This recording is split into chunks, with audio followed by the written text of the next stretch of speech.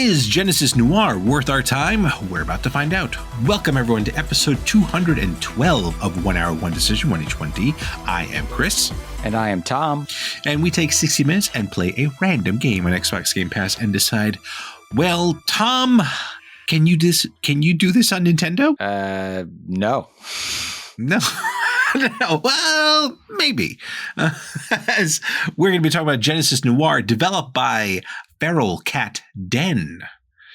And this game came out in March of 2021 on the Mac, PC, Xbox One, and Tom, Nintendo Switch. For shame. I don't hear a single Sega console in there. What a shame. What a shame indeed. Well, rip Sega and their console business, but it is what it is.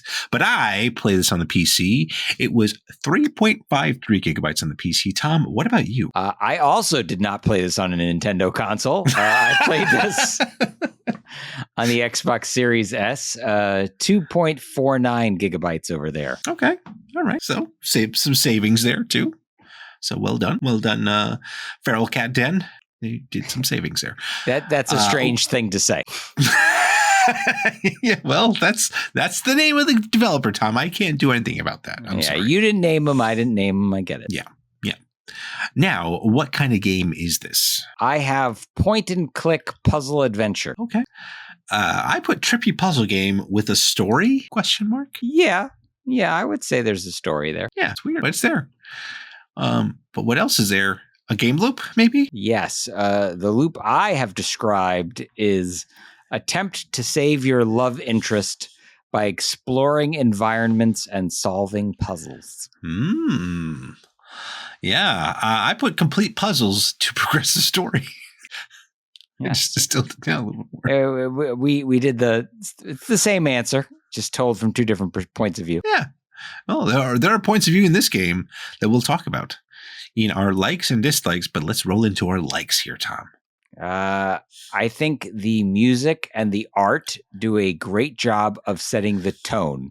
This Absolutely. game is called Genesis Noir, and it instantly puts you in that noir sense of mind, right? That state, like you get that right away. Oh, yeah.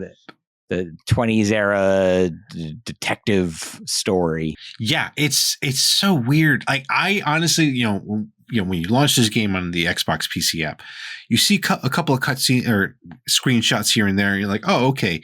Like in my mind, I was thinking some of the old, like the puzzle games that we've played before, like Go or something like that. Something like where it's just literally a 2D landscape or whatnot, and you're kind of figuring things out that way. But then I found it was like fully 3D, but it was like 2D characters, and they're like these simple, almost like jazz style characters. Like I don't know if you've seen like old like paintings that people have done or like for jazz things. It's like it just got me into that. And I was like, holy crap! It looks so weird, but like so good. It fits so well, and just an unbelievable. I loved the music in this game, and just the black and white with the soundtrack, and then there's the little pops of color here and there, which I thought was kind of cool. Maybe even like a Sin City vibe, in a sense too. Yeah. It's basically all black and white, but there's gold in there as well. Right. To highlight things. I think I wrote the cutscenes are stylish and cool. Yeah. Especially the inciting event. Oh, right? Yeah. When you get to this moment of that you're trying to stop from happening. Yeah. Just the whole thing is just so. I mean, it's called Genesis Noir, and the game is from my smooth brain, I'm just going to try to understand it. It seems like they're trying to make the Big Bang into a whole like detective noir story. And I'm like, wait, what? How are they trying to do that? Like it was like what an out of left field kind of concept this is. It was such a strange concept, but I'm here for it. It's just such an interesting idea. I don't know what you felt about it, but it was just so weird. No, I like the telling the story without any dialogue. Yeah.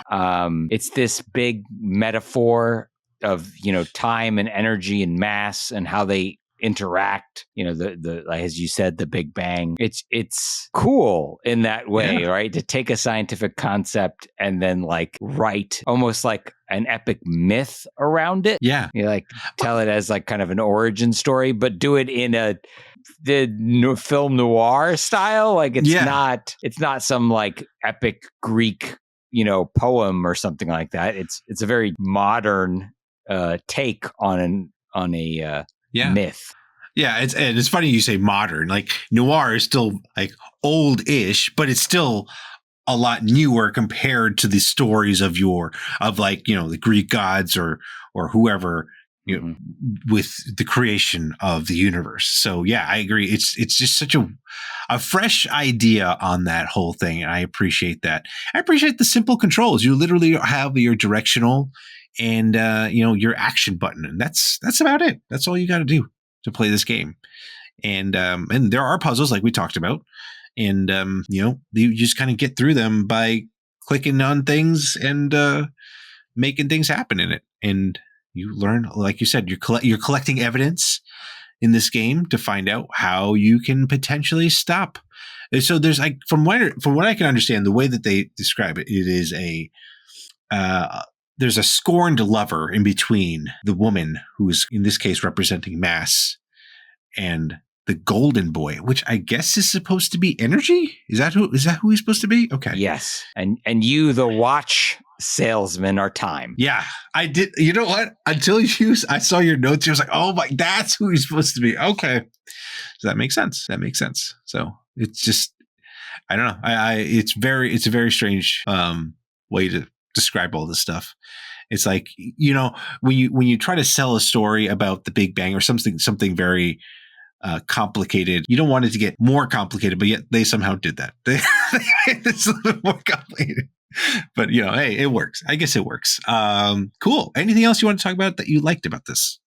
I put the puzzles are strange and unlike others I've seen. So the puzzles are varied. There's a part where you're like planting seeds, and then the seeds eat light or dark. The plants that grow out of them. So that's one thing. But then at the same time, sometimes you plant a seed and you have to pluck all the petals off a flower. Yeah. And then sometimes you plant a seed, and then you have to like navigate where the roots go to get water. Yeah. Like, it's trippy and weird and different. And it's very much, can games be art? Well, this one certainly is. Yeah. Like, or it's trying to be. It's trying to, like, yeah, I guess it's like, it was like a very artsy WarioWare game. Like at those points. But yeah, I agree. Like you definitely have different things that happen throughout the game where it's just, you're like, what is going on? Like, yeah, you're like, there's one where you had to spin the cycle, like the time to let this plant grow and then all this other stuff. And it's just very weird. A lot of mushrooms, I'm sure. WarioWare is a good example, right? Because each interaction is different and bizarre, and you don't necessarily know what you need to do until you figure out what you need to do. Right. And it was cool. It does a lot with a little. Right. I'm just waiting for the one where they do the nose picking. That would be great. It's in there. It's probably towards the end. It's probably in there somewhere in the end. Yeah. All right. So then let's get into our dislikes here, Tom. Yeah. So it's a point and click adventure game, right? I think we're both kind of in agreement there. And I'm forced to do that on a controller, and that sucks. It always sucks. Yeah. It is just not good. I wish they had figured out a different way to do it. I don't know.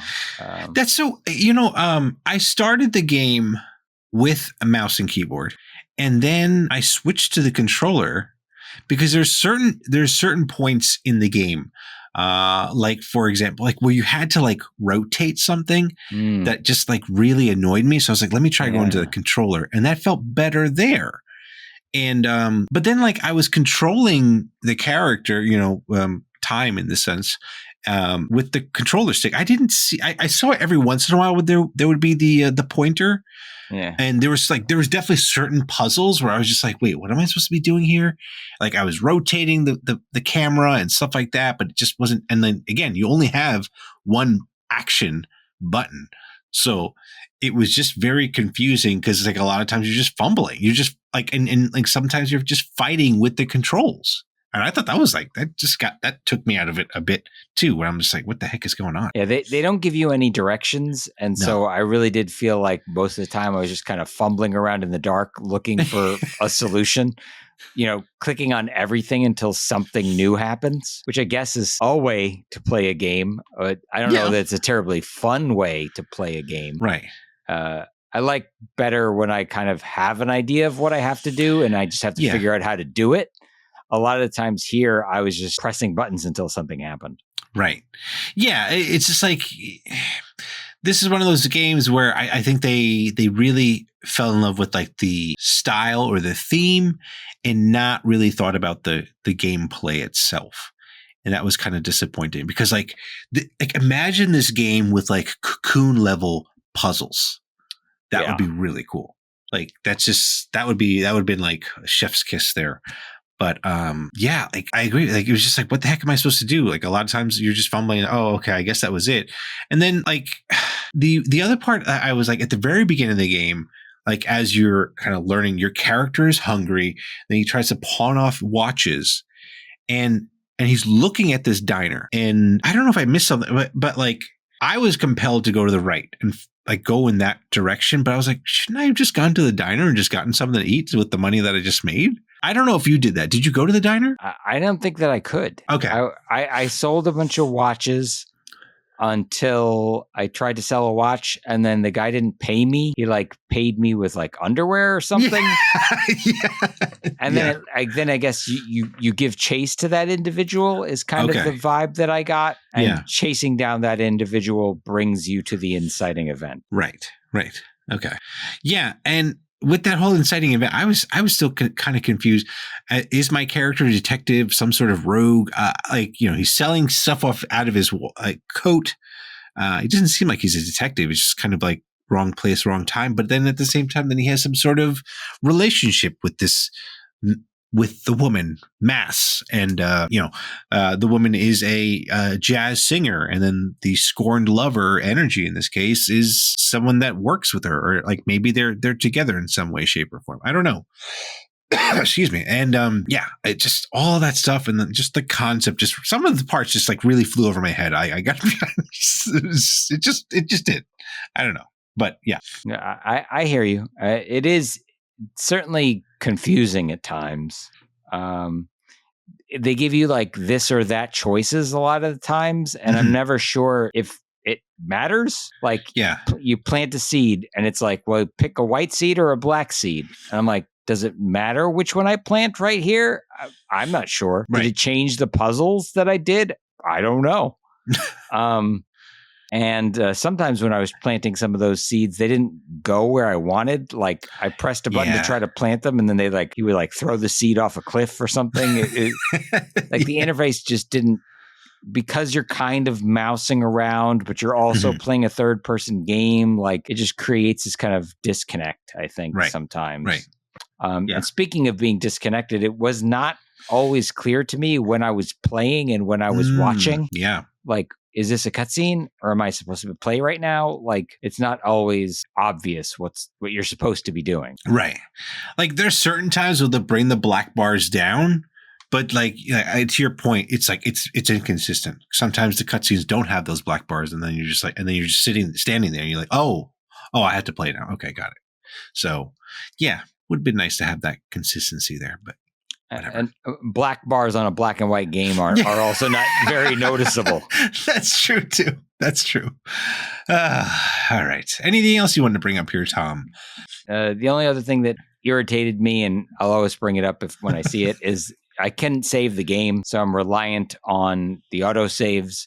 So if you're in the middle of something and your hour is up, or maybe you want to go do something else or get called away, there's no way to save, pause the game, and stop where you're at. You just have to get to some arbitrary checkpoint where the game saves itself. Right. Yeah, that is disappointing. There's some people just feel like they want to control when you get to save, Tom. So sorry. My time is precious. I need to be able to lock it down whenever I want. That's true, especially since you are playing time. Like, why can't you just pause time anytime? Right. You'd think. Oh, well, such as that. But let's get into our other thoughts here then. How Long to Beat says this game takes 5 hours to complete. It's not very long at all. No. And this is xCloud capable, so you can play this on the go too. So good on them, Feral Cat and Den of Feral Cats, I guess, for doing that. What you got there, Tom? Okay, so this whole scientific theories into myth thing, the game was inspired by a writer by the name of Italo Calvino, who wrote something called the Cosmocomics. And the Cosmocomics are an anthology of short stories of scientific theories of his time turned into myths. Oh. So the auteurs of this game read this anthology and were like, hey, wouldn't it be cool if we made a game out of this? So I thought that was pretty neat. Yeah, that is cool. The game was started to be built in Unity, but they ended up switching to Unreal due to animation issues. I bring this up because I think a lot of people who maybe are interested in making games would be surprised to learn that you might start building a game in one engine and then switch to a different engine. But it shows you that you can do things like that, right? Like sometimes you don't have the right tools to make the thing you want to make, and you have to kind of start over. Yeah. The game's music is provided by a London-based musical duo called Skillbard, who apparently makes quite a lot of music for indie games. And I found out that a sequel to this game, the sequel will be called Nirvana Noir, is currently in development. Very cool. Good to know. Yeah. Good to know. That's good stuff. Well, Tom, that's all good stuff. We talked some bad stuff. Now we got to get to our final stuff. Are we keeping this game on our respective hard drives, or are we throwing it into a black hole and hope to never see it again? Okay, so I was on the fence with this one, just like the last one. I think fumbling around is not terribly fun, but finding the solutions and progressing the story is fun. Yeah. It's a short game. I think I'll give it another hour. It's not taking up a whole lot of hard drive space, so I'm not in a big pressure to take it out. And I think more importantly, I'm very interested in Italo Calvino's book. So I'm going to go check out Cosmocomics for sure. Yeah, nice. All right. Look, this is another game that's just drenched with style. And like the music and we talked about the way the presentation is all how it's done. I was like, wow, this is crazy and cool. And it's short. 5 hours? Like that's nothing. And because of that, I just got to try it and see where this story goes, because is it just going to be a sad ending? It is a noir, so there's potential for that to be a sad ending. And but it is the Big Bang. So guess what? Spoilers: the Big Bang does happen. So I guess Miss Mass is gone. I don't know. Well, I'll find out and see where this crazy game goes. But yeah, I'm excited to try it. But those are our thoughts. Let us know what you think of this game. Follow us and say hello on Blue Sky at 1H1D, on Twitter and Threads at TC1H1D. Shoot us an email at tc1h1d@outlook.com, or hey, we play these games on Twitch at we play these games on Twitch at twitch.tv/1h1d. And we also post these on YouTube. So if you're able to, send us a comment down below, hit us a like, thumbs up, whatever. That'd be really cool. Really appreciate it. And, any other trippy games that you've played recently, let us know. I'm curious to know about that. So 1H1D is part of the QTB network. And if you like any great gaming content, check it all out at quitthebuild.com/network. Now, Tom. Yes, Chris. 213 beckons. Yes. And in order to record a 213th episode, first we must play a 213th game. Yes, we do.